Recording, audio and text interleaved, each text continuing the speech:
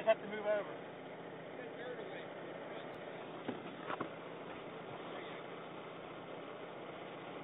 My husband comes out with the tractor and will cut an area for my first crop.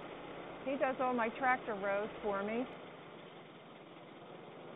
Once the rows are marked and we get them out here in full stages, then we start planting.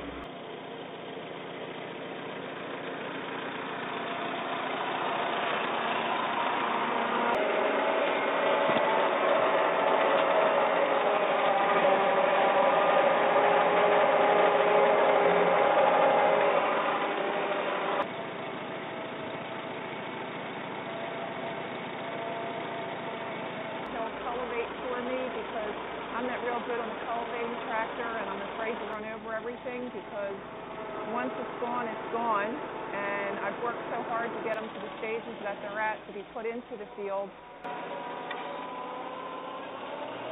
But you have to love it, and I do.